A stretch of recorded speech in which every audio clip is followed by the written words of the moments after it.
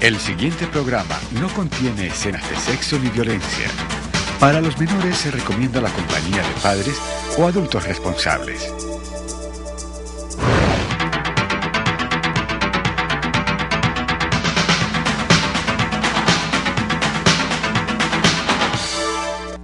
¿Cuántas cosas pueden pasar en 3.600 segundos?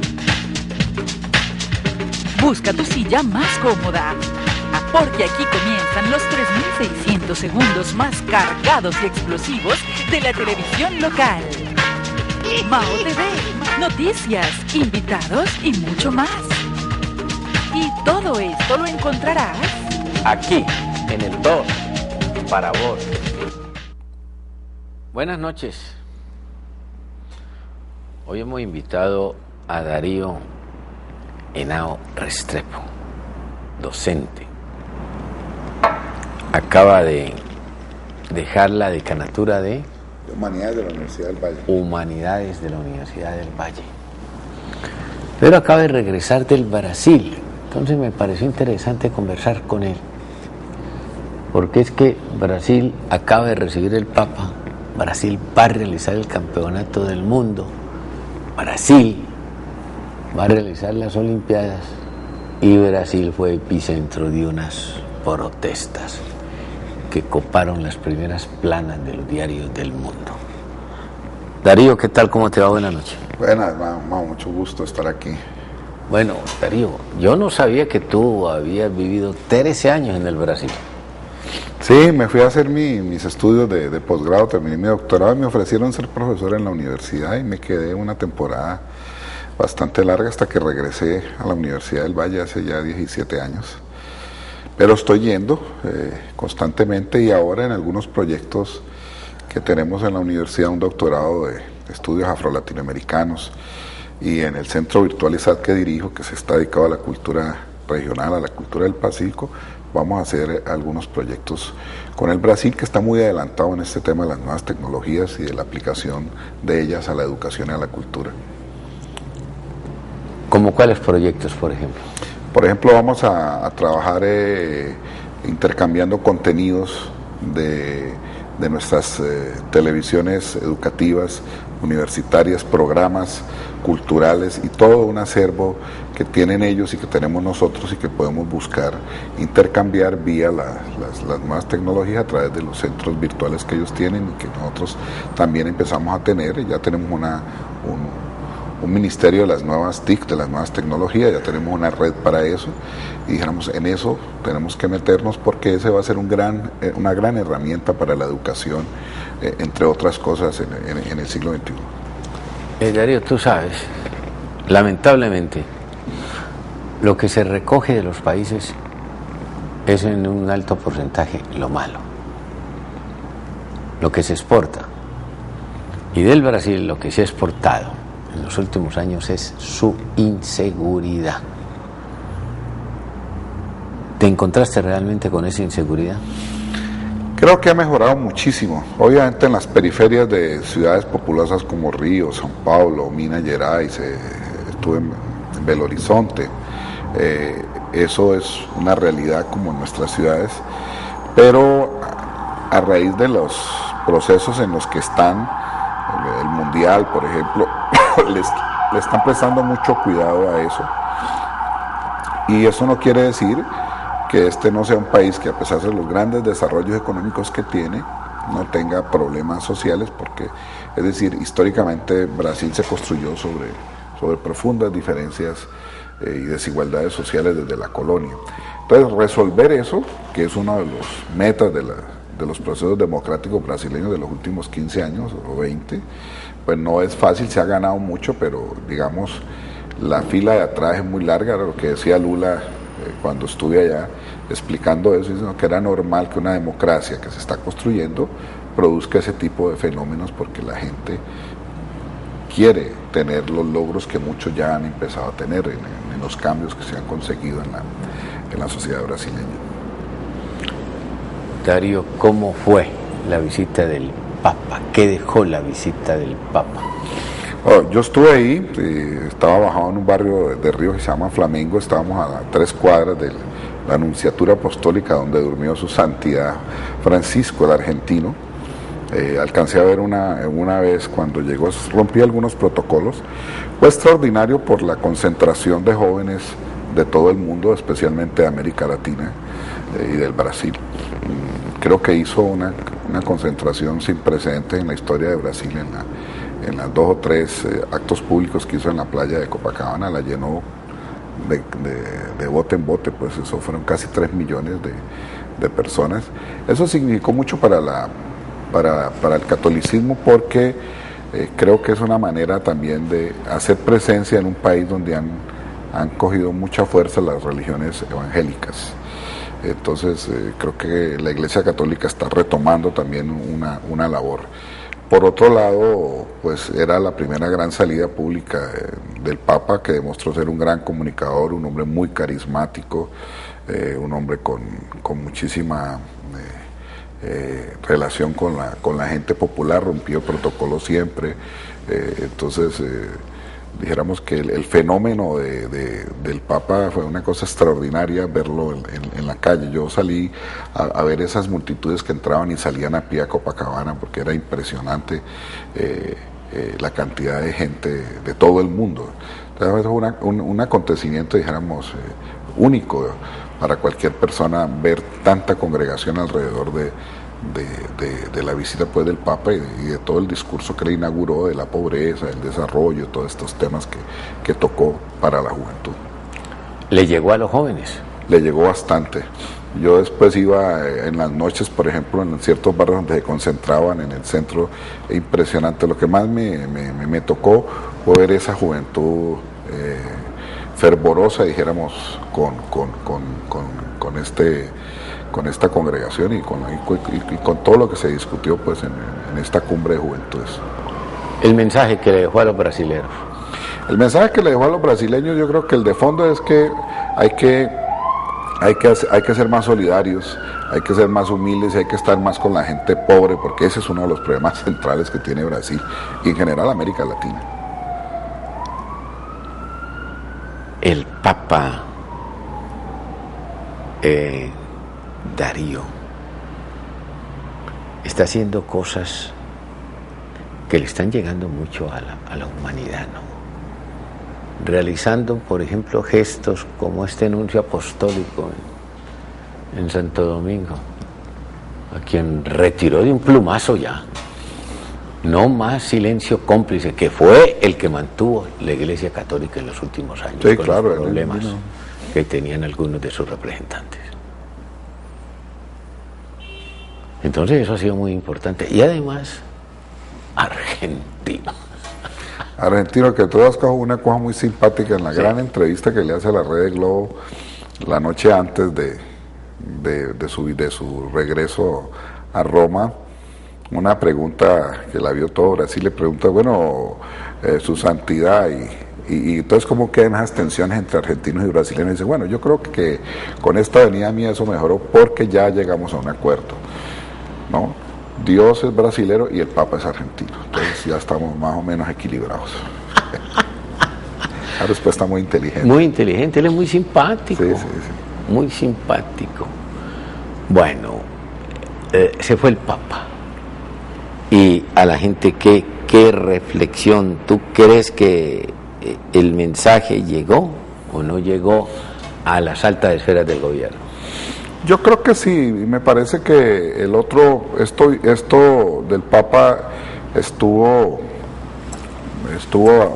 antecedido de las protestas que todo el mundo conoce por 2 problemas muy graves que están viviendo las grandes ciudades y en el Brasil, que es el tema del transporte, de movilidad, los altos costos que tiene el transporte, y lo segundo es el tema de la atención médica hospitalaria. O sea, la red... Es un problema universal, ¿no? Un problema en todas partes. En todas partes. Y entonces allá pues hubo muchas manifestaciones, eso ha comenzado a tener, dijéramos, acuerdos, soluciones, eso creo que va por un buen camino, porque la solución ha sido más o menos democrática. Eso varía dependiendo de los estados, no es una cosa que dependa solo del gobierno federal. Entonces yo creo que el mensaje que queda es que esas cosas hay que resolverlas, que los políticos, que los dirigentes tienen que tener más sensibilidad. Él no aceptó, sino solamente el primer día, una recepción de Estado en el Palacio de Guanabara con la presidenta y el gobernador de Río. De resto no aceptó absolutamente nada, hizo su propia agenda, una agenda pastoral, pero siempre estuvo tocando esos puntos de orden social y político de manera muy general, pero muy puntuales, dijéramos, a cosas que estaban sucediendo, y creo que eso fue muy bien recibido. Eso lo veía uno en la calle con la gente, como comentan el taxista, la señora del barrio, en el supermercado, y era voz populi, dijéramos, ese mensaje tan sencillo pero tan profundo que había dejado el Papa en el Brasil. ¿Cómo está la educación en el Brasil? Bueno, la educación en los últimos 10 años hay que reconocer que hubo ampliación de cobertura, que mejoró muchísimo el sistema universitario, por ejemplo, la educación secundaria, pero siguen existiendo zonas a las cuales el sistema no llega o no llega debidamente, como pasa con el tema también de la atención hospitalaria. Y entonces el Brasil tiene que hacer muchísimos esfuerzos para resolver eso, a pesar de que en su sistema educativo superior los avances son extraordinarios. Yo creo que Brasil está adelante de América Latina 20, 30 años en educación superior, por una razón muy sencilla, porque es un proyecto de país, de Estado, y porque necesitan ese desarrollo. Entonces han invertido muchísimo en la educación superior y llama, por ejemplo, la atención la apertura hacia el mundo. Por ejemplo, quedé muy impresionado, mi visita a varias universidades, las relaciones con el África, por ejemplo, que es un tema que para Brasil es estratégico. Los negocios con África, el intercambio con África, las relaciones culturales con África, por ejemplo. Las relaciones con Oriente son impresionantes. Te doy solo una cifra que es significativa.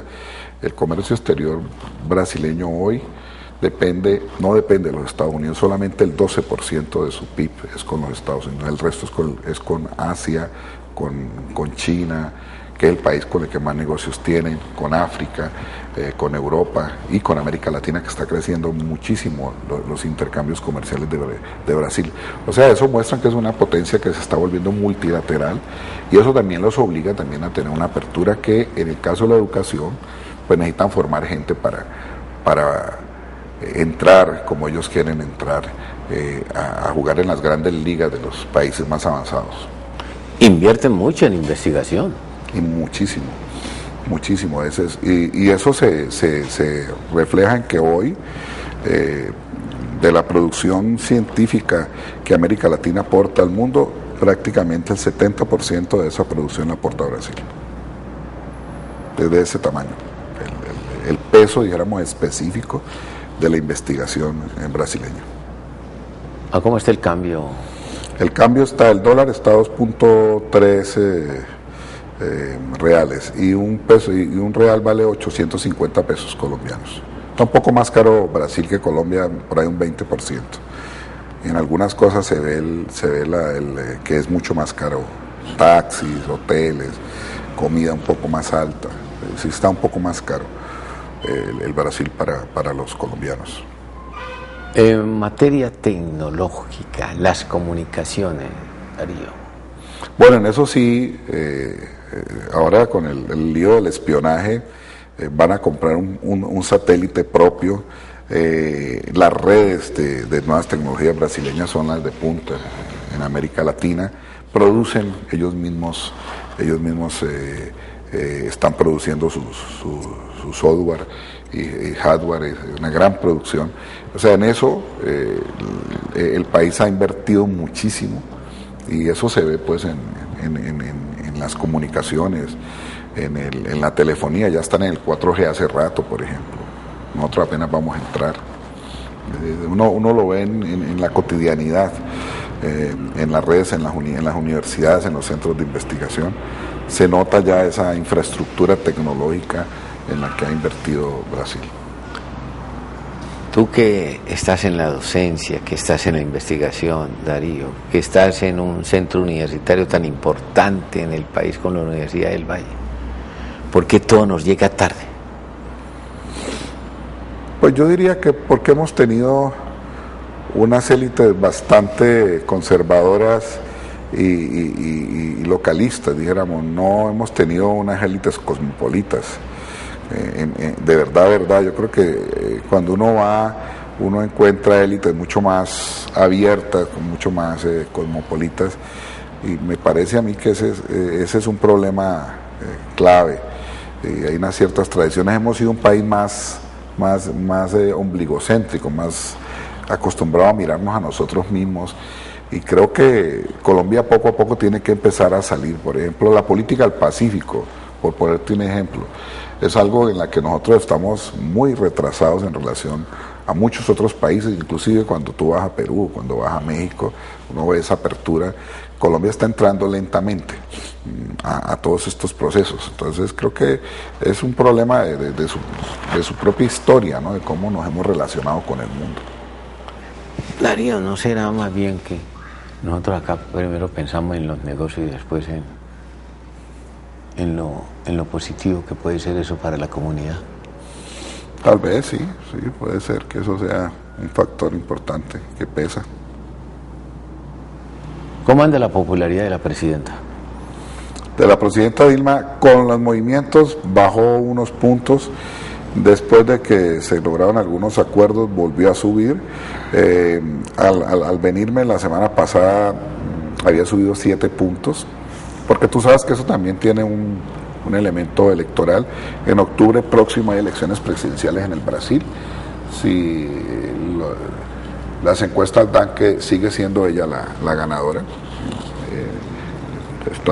está muy por encima de los posibles oponentes, porque pues hay un proyecto que está en juego, que es finalmente el proyecto que se inicia con el PT y el partido de Luis Ignacio Lula da Silva, que sigue siendo pues el gran dirigente y la gran figura presente en ese proyecto. Los paros fueron ocasionados ¿por qué en el Brasil? Básicamente por los problemas de los altos costos del servicio, de los servicios de transporte, de los ómnibus urbanos. Ese fue el motivo principal. La piedra de toque, sí. Ahora, después de eso comenzaron a surgir otras cosas que se fueron colocando, y cosas pues muy interesantes, como por ejemplo el Mundial. Tú sabes que con el Mundial se han hecho grandes estadios en el Brasil, se han hecho incluso con capitales no necesariamente del Estado, sino privados, pero eso pues ha significado que se elevan los costos de la propiedad, la famosa burbuja inmobiliaria que crece y con mucho costo. Eso pues se juntó ahí, y en las consignas, por ejemplo, de los estudiantes y de los muchachos, van cosas muy interesantes. Por ejemplo, queremos padrón FIFA para todo. O sea, así como hay estadios bonitos, hay cosas bien desarrolladas, también queremos escuelas padrón FIFA, queremos hospitales padrón FIFA. Esa es una consigna que pegó muchísimo, dijéramos, en la gente, en la población, porque la gente se pone a pensar, bueno, vamos a hacer el Mundial, toda esta cosa tan bonita que está, bueno, ¿por qué no hacemos también lo mismo con calidad para nuestra gente, para nuestras escuelas?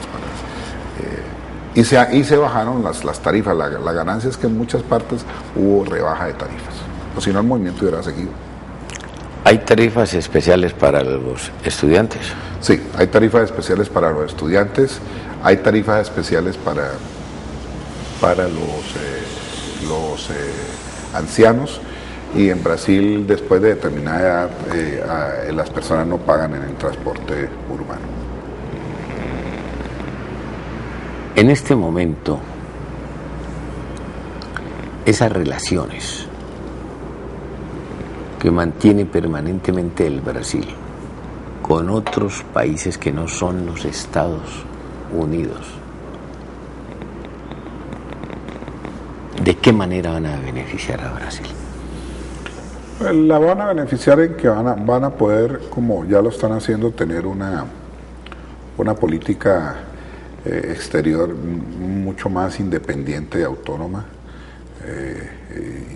Es tener a dónde acudir, que no sea solo el bloque es correcto, norteamericano, exactamente. No estar sometidos. No estar sometidos, y eso lo han logrado porque fue política exterior de los brasileños en las últimas 2 décadas, y sobre todo se acentuó en el gobierno de Lula el disminuir la dependencia de los negocios brasileños con Estados Unidos, diversificando. Pero te digo que ahora solo el 12% del PIB.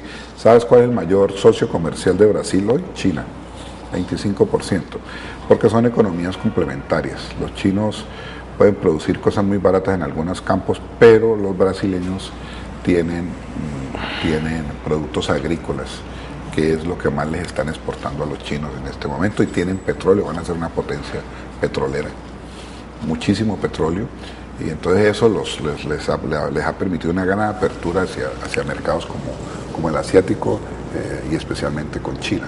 Entonces eso va a beneficiarlos porque les ha permitido tener una política mucho más multilateral.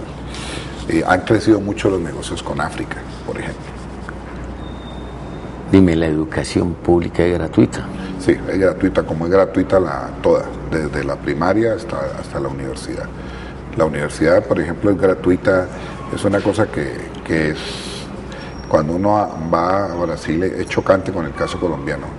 En Colombia las universidades públicas privatizaron los posgrados, las maestrías, las especializaciones, los doctorados. En Brasil no. En Brasil entran los mejores con beca, y todo el que entra a un posgrado tiene beca, y al pregrado tienen cantidades de subsidios y de apoyos, ¿no? Es distintísimo el proyecto de educación brasileña comparado con el nuestro, por ejemplo. Y las universidades públicas ya tienen los mejores docentes. Los mejores docentes, la gente más altamente calificada. Eso es impresionante, el desarrollo que ha tenido Brasil, porque ahí sí ha habido una apuesta, dijéramos, de país, de Estado, en grande. Aquí acabaron con la educación pública.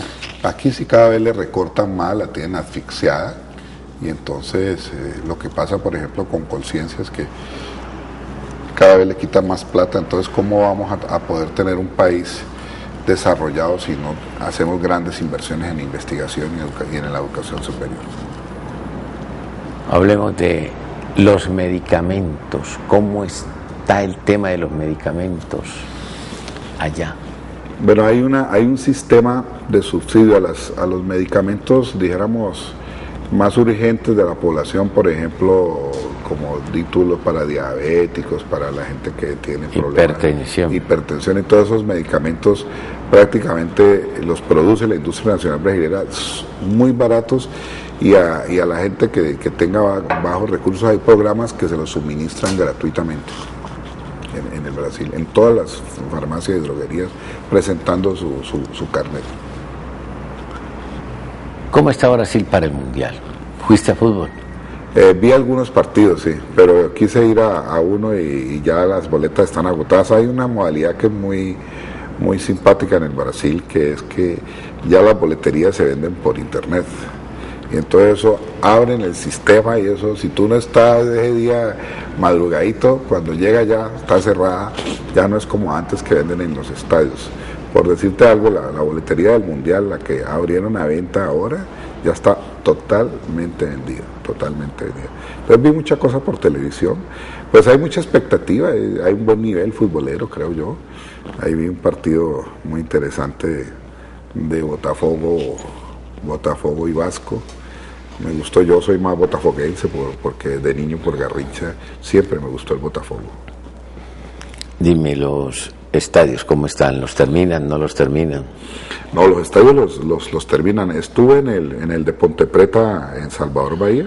Eso es una belleza de estadio, una cosa linda. El Maracaná, que yo viví en ese barrio cuando fui profesor allá en la Universidad del Estado de Río de Janeiro, y hacía gimnasia dándole 3 vueltas a eso. Ahora grande, eso es una taza, es una tacita linda, preciosa. Maracaná está, es una cosa bellísima, bellísima. Ahí no hay nada que hacer. Ahí, ¿cuál es el problema? Es que las boletas y todo está muy caro. Entonces, para la gente, digamos, popular, entrar a los estadios va a ser bien difícil.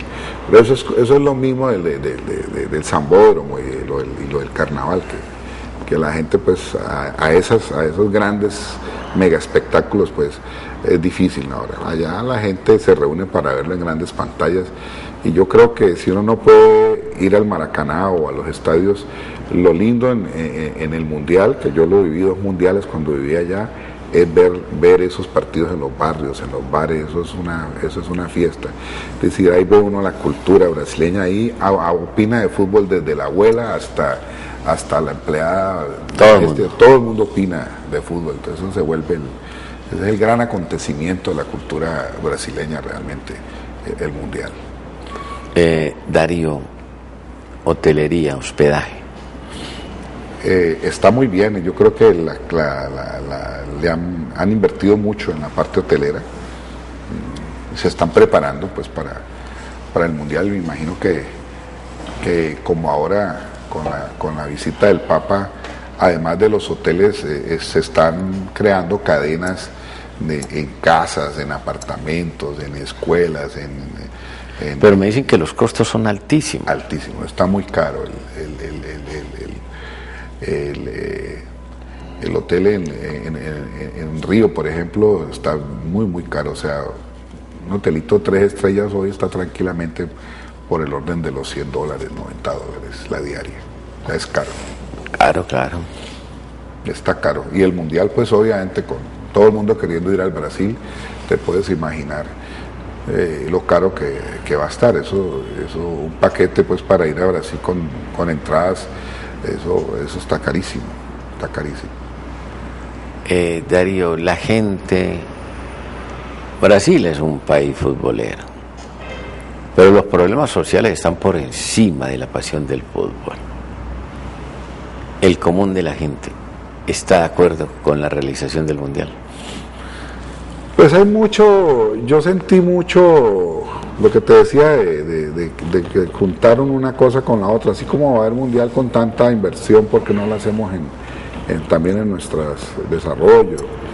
Eso está, y se dice que puede haber mucha reclamación y movimientos alrededor del Mundial de todas estas expresiones sociales.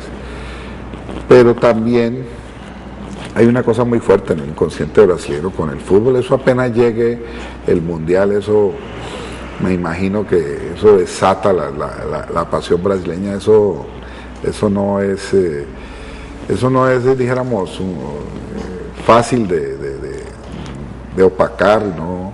Eso está ahí y es muy fuerte. Además porque dígase, hay que decir algo que uno desde afuera no entiende. Las protestas tienen una razón de ser en ciertos sectores sociales, pero los sectores más organizados del Brasil no están en eso, porque dijéramos, han logrado algunas conquistas. Es un poquitico sectores menos organizados de la sociedad los que están participando en eso. Es un fenómeno muy interesante, y sectores juveniles descontentos que están queriendo plantear, dijéramos, reformas y reivindicaciones sociales. Entonces, pues bueno, habrá que esperar a ver cómo se desarrolla eso, pero a mí me parece que esa máquina del fútbol que hay en el Brasil, y esa pasión, finalmente eso se va a imponer, eso no hay nada que hacer. Pero bueno, Darío, contigo se conjugan 2 aspectos. Viviste allá 13 años y ahora regresas al Brasil. ¿Cómo era el Brasil cuando estudiaste y cómo es el Brasil de hoy? No, eso del cambio es muy grande, es notorio. Yo, por ejemplo, el Río de mi época era obviamente una gran ciudad, muy bonita y todo, pero uno veía muchos problemas de vías, se veía mucho problema en el transporte. O sea, había cosas que hoy uno siente que se han mejorado. Cuando uno vuelve, uno dice, no, aquí hay un cambio, la ciudad tiene otro aire, tienen otros desarrollos. En las zonas populares uno ve mejorías. Te lo digo, por ejemplo, la señora que me ayudaba a mí, que se me volvió una gran amiga, una señora bahiana, yo cuando me fui le regalé todo lo que yo tenía, y ella me dijo, porque no tenía, no, eso es para usted. La fui a visitar y ella, el barriecito donde ella vive, en un municipio cercano a Río, en Cachias, está todo pavimentado, la escuela está mejor, y le dije, ¿cómo es esto? Me dijo, no, esto ha mejorado muchísimo, la hija ya es profesional, entonces estas cosas uno ve mejoría en la gente. Es decir, ese Brasil tan pobre que había en muchos sentidos, uno ve que hay una cierta y mejoría. Mucha gente, 30, 40 millones de personas entraron a ser parte ya de sectores medios con un poco mejor de consumo, con mejores trabajos, y eso se siente, y se siente en la vida cotidiana, en los consumos, por ejemplo en los centros comerciales, en los barrios, en los sectores populares, es impresionante el desarrollo que eso ha tenido. Entonces uno dice, bueno, hay algún bienestar entre la gente, se han conseguido cosas. No digo que sea lo mejor, pero se han conseguido muchísimas cosas. Yo, por ejemplo, hice el contraste porque yo había estado antes de irme a Brasil, estuve 12 días en Cuba, y la diferencia es abismal, así sea en las zonas populares. ¿Dónde sustancialmente? Estuve en La Habana y recorrí mucho algunos barrios de La Habana, y cuando es decir, se le rompe a uno el corazón, las limitaciones, el consumo, las precariedades, a pesar de que la gente es feliz con lo mínimo, pero uno ve eso. Entonces cuando uno va, dijéramos, estoy en San Gonzalo, que es un barrio de Niterói popular, y uno dice, no, un profesor que investiga culturas juveniles me llevó a la mayor favela de Río, que es la favela de La Maré, y te digo, nada que ver, hay de todo, eso es un mundo impresionante, son 120.000 personas, eso es casi una ciudad, una favela de La Maré, y eso hay de todo, hay buenos restaurantes, hay ventas, hay de todo, funciona, uno ve que no es la miseria, como que claro, no, hay un mundo. Entonces, y uno ve cosas, y el profesor me decía, mira esto, y entonces mire, incluso van a hacer una universidad popular en el barrio La Maré, tienen un museo, tienen producción tienen radio, tienen un pequeño canal de televisión. Es decir, uno ve que la gente está haciendo cosas en los barrios populares en Río. Niterói fue la primera capital del Brasil, ¿no? La primera capital, sí. Vamos a la primera parada de comerciales y estaremos de nuevo con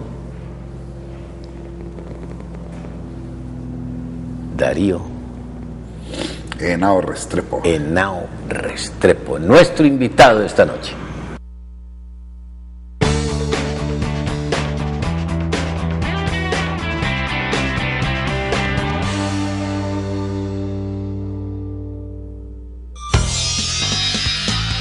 Estás viendo Canal 2, el canal de nuestra gente. Aquí, en el 2, para vos.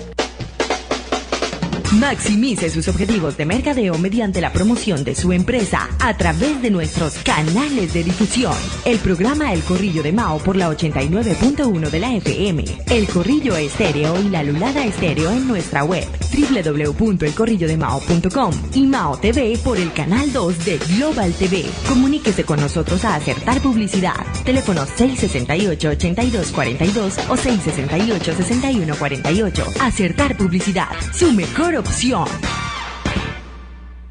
Gracias a la Fundación Sarmiento Palau y el Ingenio San Carlos, la Escuela Carlos Sarmiento Lora mantiene su liderato a nivel mundial. Que aquí al niño lo tratamos con afecto, con cariño. Le damos la doble función, formar al hombre y luego al deportista.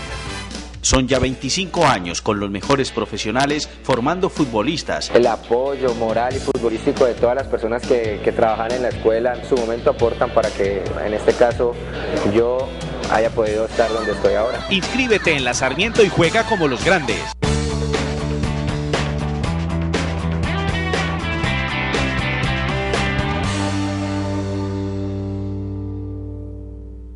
Aquí, en el 2, para vos. Ya uno de algunos proyectos de acá yo te cuento. Hablemos, Darío, de las escuelas de samba. ¿Las visitaste?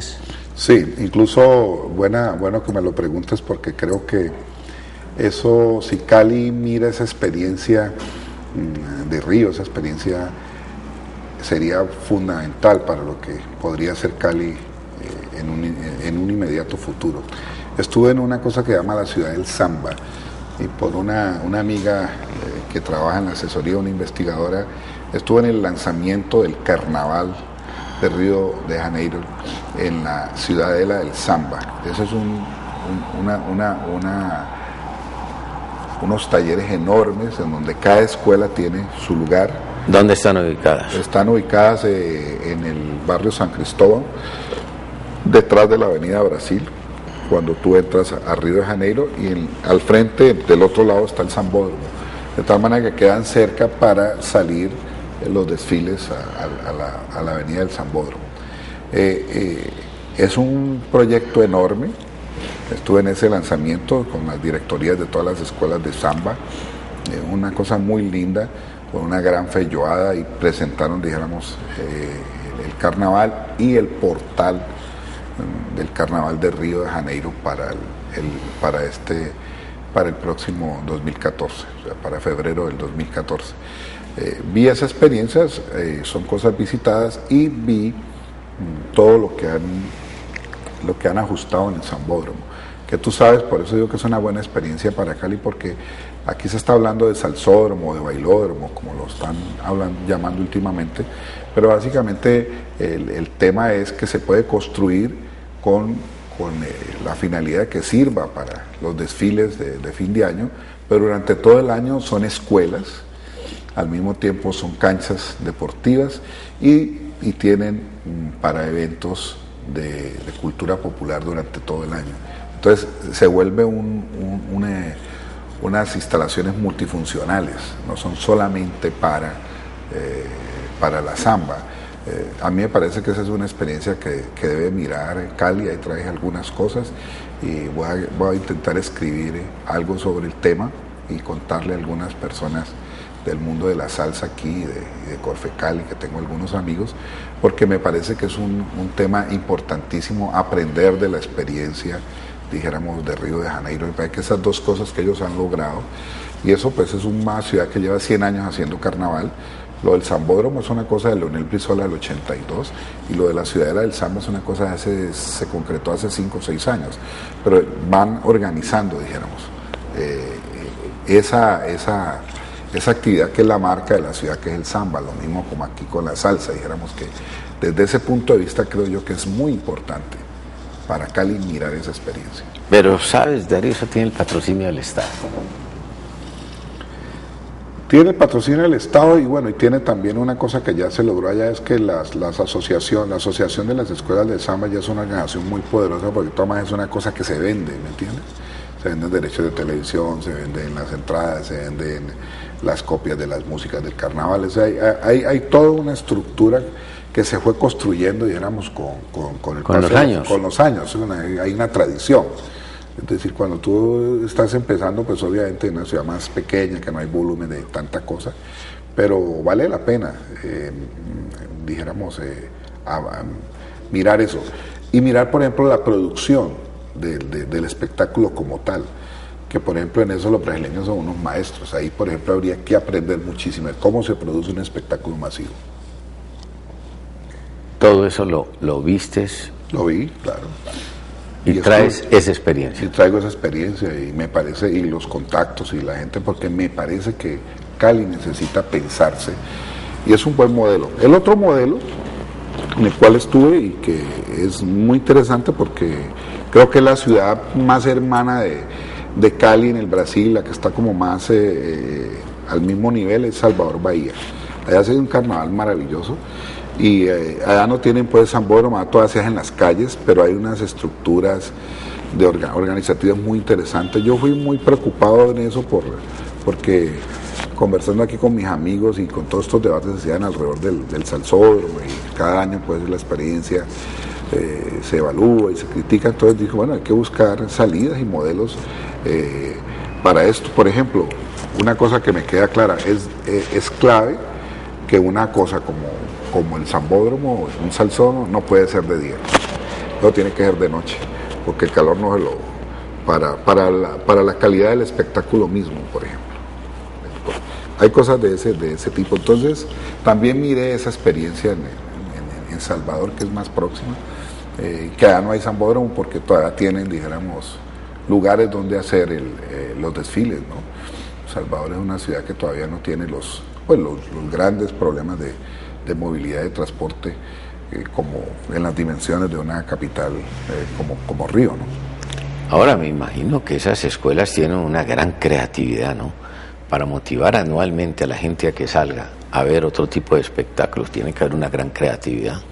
Claro, y además porque tienen una gran inserción con la vida comunitaria. Tú vas a, estuve en la escuela del Padre Miguel y estuve en el Samba de Villa Isabel, que es un barrio de músicos. Está muy ligada a la vida comunitaria todo el año, entonces no es solamente el carnaval, sino que durante el año hay fiestas, hay eventos, hay cosas deportivas.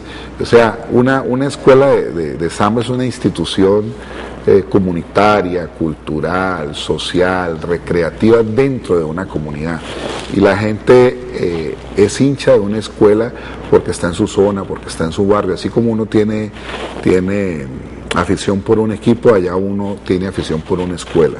Yo soy manguerense, yo soy de Villa Isabel, yo soy leopoldinense, yo soy de Portela, los portelenses, y tiene una tradición y cada escuela tiene tras de sí unos compositores, unos bailadores, unas tradiciones. Hay un gran vínculo entre los músicos y los intelectuales con las escuelas. Por ejemplo, Mangueira se precia de que Chico Buarque siempre está ahí, Portela de que Paulino Daviole, así todos los... Entonces ya hay unas tradiciones culturales muy fuertes y muy enraizadas, que es un poco lo que hay que seguir desarrollando en una ciudad como Cali con sus escuelas de salsa. Yo creo que eso, que también jueguen un papel comunitario, ¿no? Que tengan una inserción con la comunidad, que creo que ese es lo que uno siente en Río. Ahora, eso no se hace, pues obviamente en 10 años, están haciendo el carnaval hace 100 años. Darío, las favelas tienen su espacio en el Sambódromo. Espacio como tal no, tienen su expresión en las distintas escuelas, porque están en la sala. O sea, la manera de insertarse la gente es o trabajando en la producción del espectáculo como tal, o participando a través de blocos que sí son de las propias favelas, de los propios barrios donde están las distintas escuelas. Que tú sabes, Río de Janeiro tiene 21 escuelas en el grupo A, que son las grandes escuelas, y tiene más pequeñas en el grupo B, porque eso funciona como el fútbol. Cada año descienden 2 y suben 2. De 2 escuelas pequeñas suben a las grandes ligas y dos bajan, según la calificación que se logre en los desfiles en el Sambódromo, porque eso ya está establecido. Unos criterios de calificación para cada escuela. ¿Por qué no han podido controlar las favelas? Yo creo que el problema que hay más grave en las favelas, que hablaba con este muchacho que es investigador de las culturas juveniles en las favelas de Río, está ahora precisamente en Barranquilla, que lo invitaron, Ari Pimentel, un gran conocedor de esto. El factor que complica el lío en las favelas es el narcotráfico. Ese ha sido el factor más difícil de controlar, el del tráfico de drogas, y por supuesto eso va de la mano del abandono del Estado, de la falta de empleo, de la falta de alternativas para los jóvenes, en lo cual también se han hecho mucho trabajo por parte del Estado, el trabajo que se ha hecho con las madres comunitarias, de los subsidios para que estudien, todo esto. Eso ha mejorado, pero ese es un factor, dijéramos, muy complicado hoy en la realidad de las favelas en Río de Janeiro. Y en el Brasil, en Sao Paulo ni se diga, en todas las grandes capitales brasileñas ese es un problema bien complicado. Vamos a la segunda parada de comerciales y estaremos de nuevo con Darío Henao, nuestro invitado de esta noche.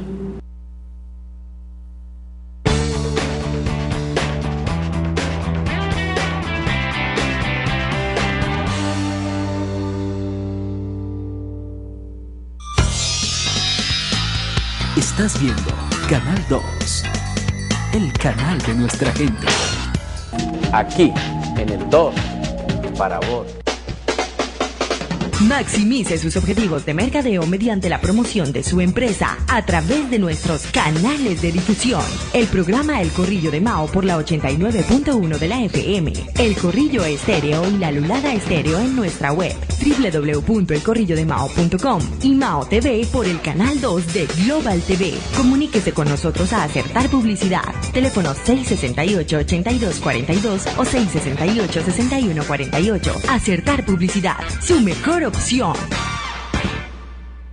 Gracias a la Fundación Sarmiento Palau y el Ingenio San Carlos, la Escuela Carlos Sarmiento Lora mantiene su liderato a nivel mundial. Que aquí al niño lo tratamos con afecto, con cariño. Le damos la doble función, formar al hombre y luego al deportista. Son ya 25 años con los mejores profesionales formando futbolistas. El apoyo moral y futbolístico de todas las personas que trabajan en la escuela en su momento aportan para que en este caso yo haya podido estar donde estoy ahora. Inscríbete en la Sarmiento y juega como los grandes.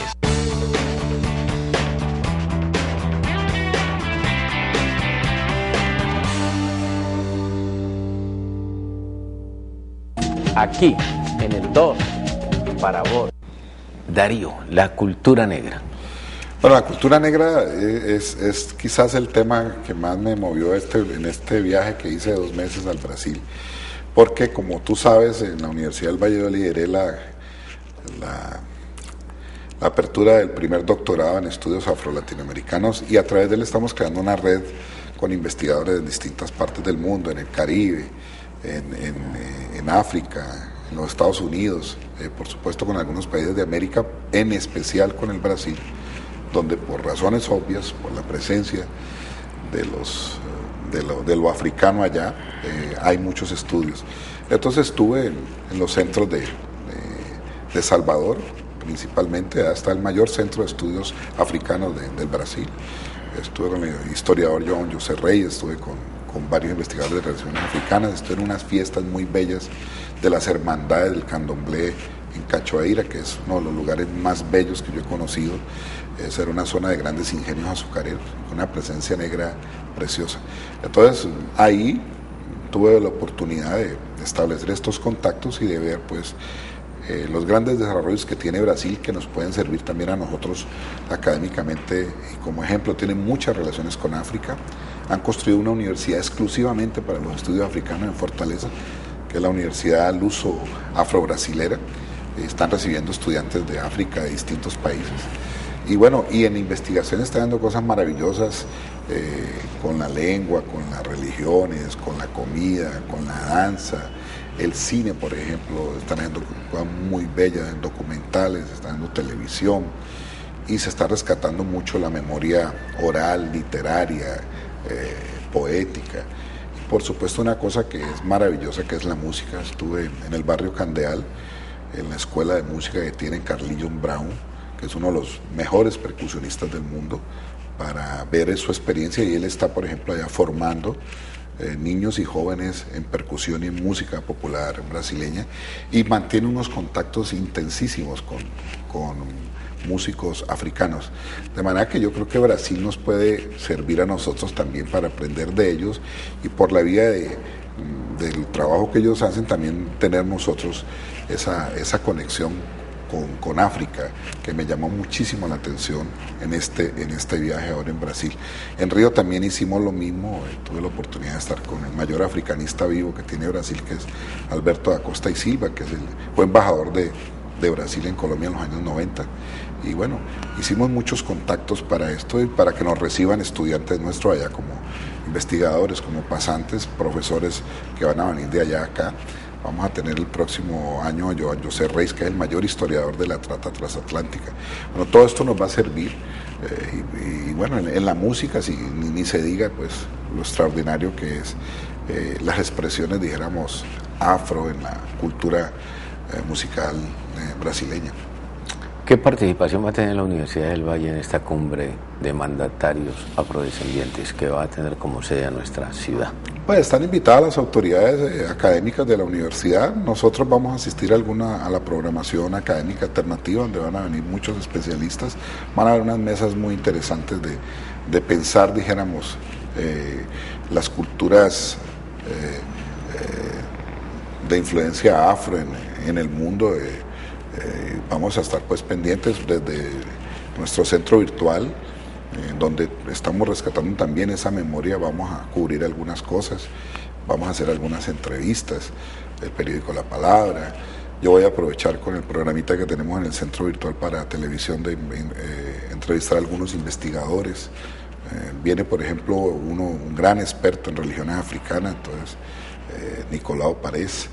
Entonces vamos a entrevistarlo, bueno, hacer alguna cosa que quede algo, dijéramos, más, además de lo político, que es muy importante, que quede más de lo intelectual, de lo académico, que nos quede algo de esta cumbre de alcaldes afros. ¿Cuál es el proyecto que en este momento estás manejando? El proyecto en el que estoy dirigiendo ahorita es el Centro Virtual Isaacs, que todo el mundo puede acceder, que es un centro que está dedicado, virtual, dedicado a rescatar toda la memoria de la cultura, la literatura, la historia y la ciencia del Pacífico.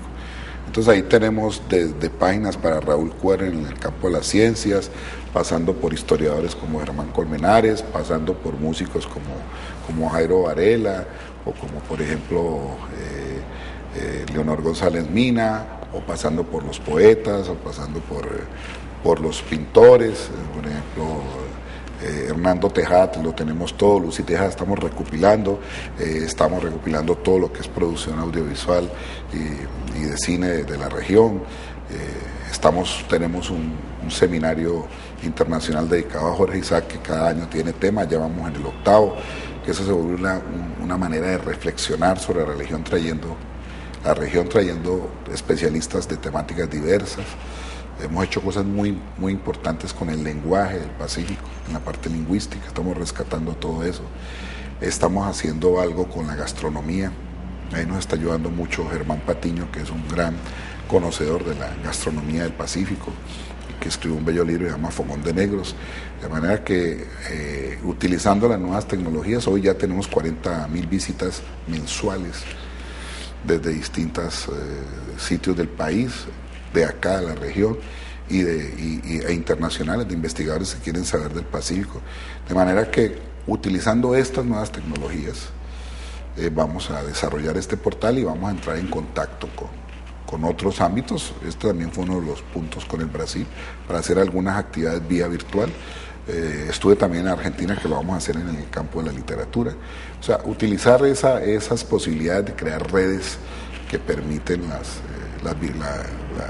lo virtual, y se puede hacer en muchos campos. Entonces ese es como el punto central, y a eso estamos ligando pues los desarrollos investigativos que se hacen en las maestrías, en los doctorados, tanto en el país como por fuera, porque se puede hacer una gran divulgación de todos esos contenidos, de manera que mucha gente pueda tener acceso a ellos y pueda saber de nuestra propia cultura. ¿Dónde se pueden comunicar contigo? A mí me pueden conseguir en el Centro Virtual Isaacs, @univalle.edu.co, y me pueden buscar también a través de la página web que es la palabra @univalle.edu.co. Pueden comunicarse conmigo, pero fundamentalmente a través del centro virtual, que ahí ya, por ejemplo, pueden consultar todos los programas, incluido el de Dr. Mao, que hemos hecho para rescatar la memoria cultural, intelectual y científica. Hemos hecho ya 130 programas que ya están subidos en la red y se pueden consultar, y que muchos profesores me llaman, los utilizan en el aula de clase. Para mí es por ejemplo, el año pasado estuve en el Chocó y me dio mucha alegría saber que los profesores ven ese programa, lo utilizan en el aula de clase, porque ahí hicimos entrevistas con importantes intelectuales chocuanos, como lo estamos haciendo con caucanos, como lo estamos haciendo con gente de Buenaventura, de Tumaco. Esa es una manera de rescatar nuestra memoria cultural, intelectual, histórica. Por eso es tan importante, y ese es como el proyecto, dijéramos, que acompaña mi actividad académica ahora en la Universidad del Valle. Darío, muy amable, buena noche. Bueno, no, te agradezco mucho a todos ustedes pues de estar aquí con nuestro amigo Mario Alfonso Escobar, Mao. A ustedes la invitación muy cordial para que mañana de nuevo estén con nosotros aquí en Mao TV. ¿Cuántas cosas pueden pasar en 3.600 segundos? Busca tu silla más cómoda, porque aquí comienzan los 3.600 segundos más cargados y explosivos de la televisión local. Mao TV, noticias, invitados y mucho más. Y todo esto lo encontrarás Aquí, en el 2, para vos.